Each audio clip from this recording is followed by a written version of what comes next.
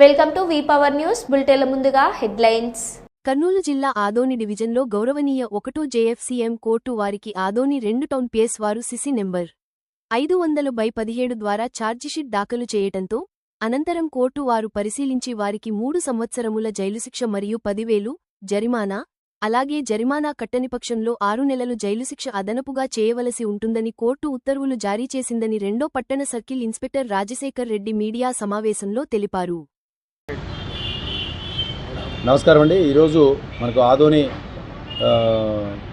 మండలంలో ఉన్నటువంటి first class judicial magistrate గారు ఒక తీర్పు ఇవ్వడం జరిగింది. ఇందులో ముఖ్యంగా ఒక 8 మంది ముద్దాయిలు 3 సంవత్సరాల జైలు శిక్ష, 10,000 రూపాయల జరిమానా కూడా విధించడం జరిగింది.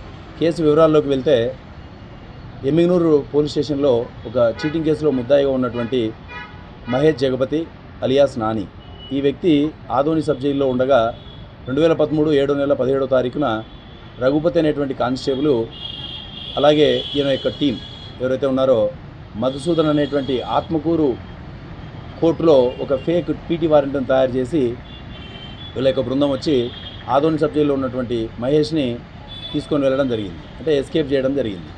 సో ఆ తర్వాత 2013 20వ తారీఖున, అంటే 7 నెల 20వ తారీఖున ఆదోని 2 టౌన్ పోలీస్ స్టేషన్లో ఈ యొక్క రత్నం అనేటువంటి jail superintendent, Adoni sub jail superintendent మనకు కేసు ఇవ్వడం జరిగింది. ఈ యొక్క కేసుని శ్రీధర్ ఇన్స్పెక్టర్ గారు ఇన్వెస్టిగేషన్ చేస్తూ ఛార్జ్షీట్ వేయడం జరిగింది.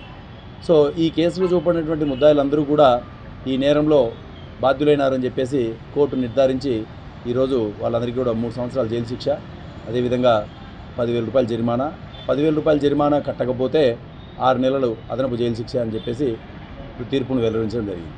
సో ముఖ్యంగా చెప్పేది ఏంటంటే, ముద్దాయిలు కోర్టు నుంచి చట్టం నుంచి తప్పించుకుంటామనేటువంటి అపవాదును తొలగించుకొని చట్ట ప్రకారము ఉండడం, చట్టంలో మనము ఉన్నటువంటి పరిస్థితుల్ని అర్థం చేసుకోవడం అనేది ముఖ్యమని చెప్పి తెలియజేస్తున్నాం. ఇందులో ఈ యొక్క మా పోలీస్ కానిస్టేబుల్, మాధవరంలో పనిచేసే పోలీస్ కానిస్టేబుల్ రఘునాథ్ అనే వ్యక్తిని అప్పుడు మా ఎస్పీ గారు రిమూవల్ ఫ్రమ్ సర్వీస్ కూడా చేయడం జరిగింది. సో ఆ వ్యక్తికి ఈరోజు జైలు శిక్ష కూడా పడింది. అలాగే కోర్టులో పనిచేస్తున్నటువంటి కోర్టు క్లర్క్ మధుసూదన్ అనే వ్యక్తి కూడా జైలు శిక్ష పడడం జరిగింది.